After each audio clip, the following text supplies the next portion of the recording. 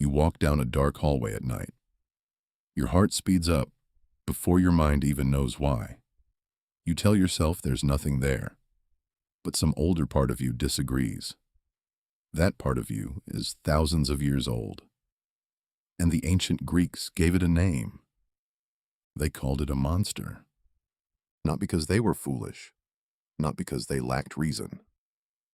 The Greeks were some of the most rigorous thinkers in human history. They built the foundations of logic, medicine, and geometry. And yet, they filled their world with serpents, hydras, sirens, and beasts with 100 eyes. Why would a civilization capable of such precise thought also produce Medusa? The real answer is far stranger than superstition. Monsters weren't failures of reasoning. They were a technology. A way of thinking through fear before language had the tools to explain it directly. Think about what actually frightened people in the ancient world. The sea swallowed ships without warning. Disease erased entire families in weeks. Childbirth killed as often as it created life. There was no germ theory, no meteorology, no way to explain why a calm sea suddenly rose up and took 12 men down with it. So the Greeks did something remarkable. They gave the unexplainable a face. A whirlpool that pulled ships to their deaths became Charybdis, a monster with an insatiable hunger. A jagged coastline where sailors kept vanishing became Scylla, a six-headed beast lurking in the rocks. These weren't just stories told to children. They were mental maps. They turned an abstract, invisible danger into something with a shape, a location, and a behavior you could describe and warn others about. Anthropologist Claude Lévi-Strauss studied myth across cultures and found the same pattern again and again. He argued that myths function as a kind of thinking machine, a way for a culture to work through contradictions it cannot otherwise resolve. Life and death, order and chaos, safety and danger. A monster is where those contradictions collide, given claws and a name so the mind has something to hold on to. Consider the gorgon Medusa. Look at her, and you turn to stone. What does that actually describe? Psychologists have long studied the physiological freeze response, the moment fear overrides the body so completely that you cannot move, speak, or act. Your muscles lock. Your breath catches. For a few seconds you are, in every practical sense, stone. The Greeks didn't have the vocabulary of neuroscience. They didn't know about the amygdala or the parasympathetic nervous system, but they had clearly felt that frozen terror, and they built a myth around the exact sensation of it. That's the pattern underneath almost every Greek monster. It isn't invented from nothing. It's an emotional truth, translated into an image. Take the Minotaur, half man, half bull, trapped inside an inescapable maze his own family built to hide him. Classicist Walter Burkert argued that Greek myths frequently encode real anxieties about civilization itself, the fear of what happens when human instinct is caged rather than confronted. The Minotaur isn't just a monster in a labyrinth. He's what happens when a society tries to bury its darkest impulse instead of facing it. Every corridor in that maze is another layer of denial. Notice something else. Almost every Greek monster lives at a boundary. Scylla and Charybdis guard a narrow strait between two lands.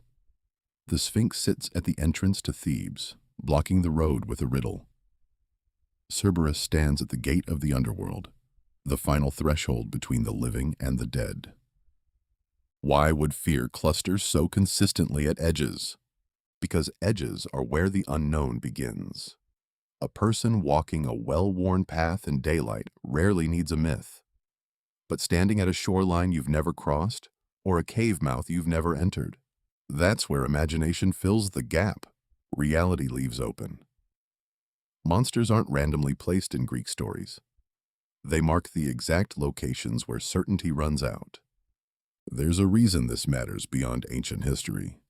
Psychologist Paul Rosing, known for his research into disgust and fear, found that humans are wired to react far more intensely to threats that are ambiguous or unseen than to ones that are clearly visible and understood.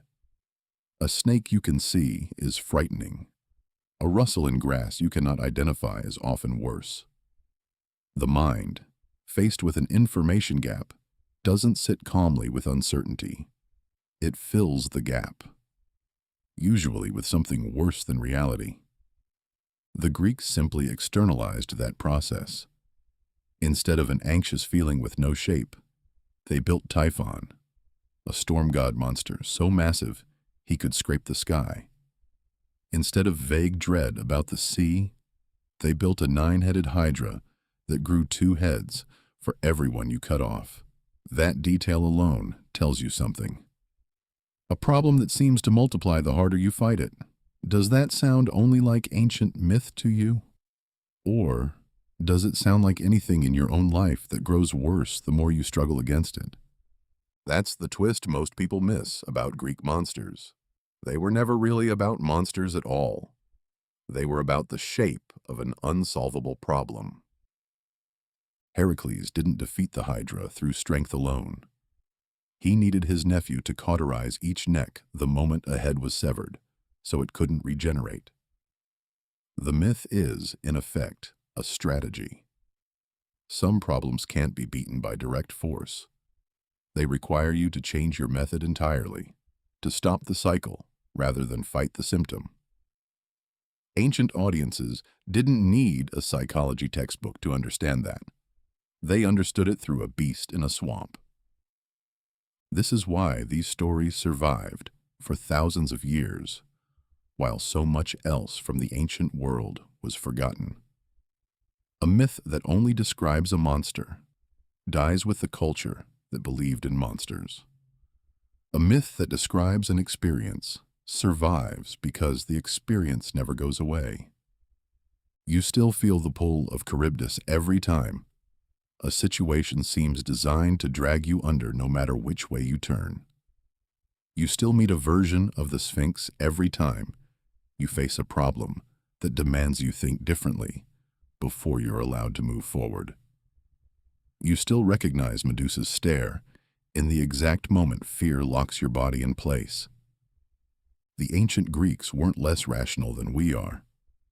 They were reasoning with the tools available to them, using story instead of statistics, image instead of explanation. And in some ways, their method reached something modern language still struggles to capture directly: the felt shape of fear itself. So the next time your heart speeds up in a dark hallway, before your mind has caught up to explain why, you're not experiencing something irrational. You're experiencing something old. Older than psychology. Older than written history. The same instinct that once needed a Hydra, a Minotaur, a monster with 100 eyes, just to make an invisible fear visible enough to face. Some part of you still walks that hallway like it might hold something ancient and unnamed. Maybe it always will.